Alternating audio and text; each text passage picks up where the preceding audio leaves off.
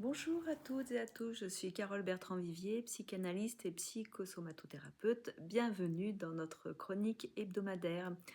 Aujourd'hui, je voulais vous parler de la solitude au cœur des fêtes.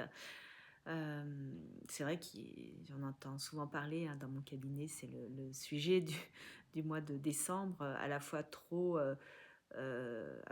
ce trop par rapport à la consommation et à la fois ce pas assez dans la qualité de la rencontre. Donc, je pense que c'est un sujet de saison. Il y a quelque chose de tellement paradoxal dans cette période de l'année. Alors oui, décembre, c'est la fête des lumières, c'est les vitrines scintillantes, les musiques qui font penser à notre enfance, les films aussi, c'est le Père Noël, c'est voilà tout ce qui peut mettre un peu de magie dans notre quotidien et on a envie de se sentir porté, on a envie de baigner dans une chaleur commune. Et pourtant, voilà, ce que je rencontre, c'est que c'est souvent au cœur de ces fêtes que certaines personnes ressentent le plus profondément la solitude.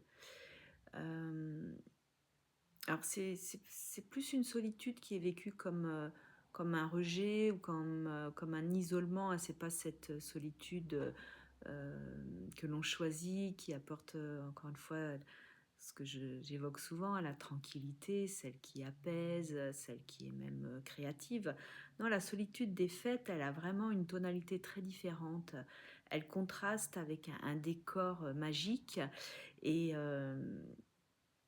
oui, c'est, je crois, un mois de décembre qui ouvre des espaces de grande vulnérabilité. Euh, D'abord parce qu'on peut se retrouver vraiment seul, mais que même accompagné, c'est peut-être pas toujours sincère. Bon, la famille est dispersée, elle se rassemble, les liens sont distendus, on les rapproche, mais on peut ressentir de ne pas être complètement à sa place dans ces grands rassemblements. Et aussi, on peut fuir ces rassemblements et on peut aussi être véritablement seul, encore une fois. Donc voilà, on a le poids de la vitrine, voilà, le poids des réseaux sociaux, tout ce qui est en façade, tout ce qui est superficiel, tout ce qui peut dire que c'est une fête qui ne peut pas ne pas être magique. Et qu'au fond de soi, on a quand même oui, des blessures anciennes. Ça réveille quelque chose qu'on essaye de, peut-être hypocritement, de laisser au fond de soi, peut-être par pudeur, parfois par honte. Mais en fait, la fête ne fait pas vibrer tout le monde, ne fait pas vibrer tous les cœurs.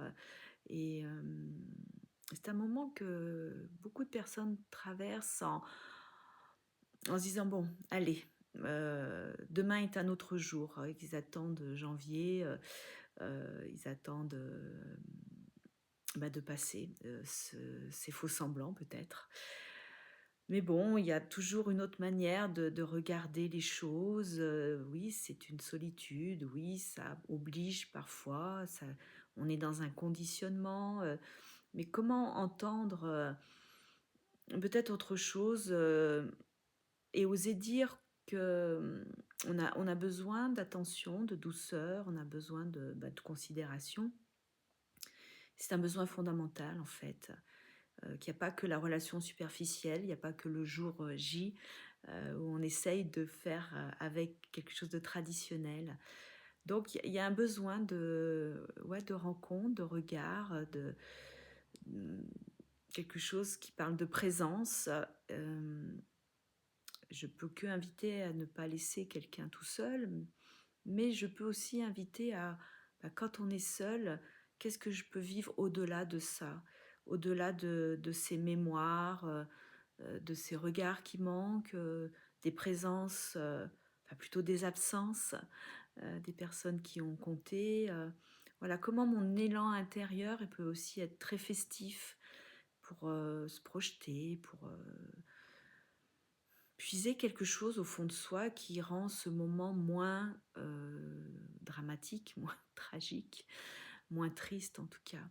voilà, un moment de silence peut-être forcé, qui peut se vivre avec une intériorité, une spiritualité, qui a pas besoin de ce grand théâtre, lumineux, encore une fois festif, et tant mieux s'il existe et tant mieux s'il est sincère, mais voilà, c'est une invitation, je crois aussi à créer d'autres formes de chaleur, d'autres liens, aller chercher ces liens, aller rencontrer d'autres solitudes.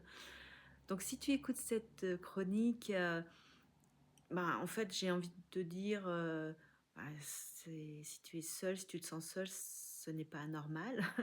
Tu n'es pas en décalage, tu ressens, souvent, enfin là, tu ressens simplement ce que beaucoup ressentent, dans ce silence, et encore une fois, invite-toi autrement, crée quelque chose qui te ressemble, fais partager ce quelque chose qui te ressemble, avec plus, peut-être d'authenticité, être en vérité à cet endroit, créer un espace pour te retrouver, pour t'honorer, aller à la rencontre des personnes qui te ressemblent, au-delà peut-être d'une famille d'une famille, enfin voilà, aller chercher, vraiment, cette place que tu peux donner à une autre valeur, une autre rencontre, une présence amoureuse. Voilà, c'est dans cette nuit-là, dans ces nuits-là que la lumière peut se révéler. À très bientôt pour une nouvelle bulle de bien-être.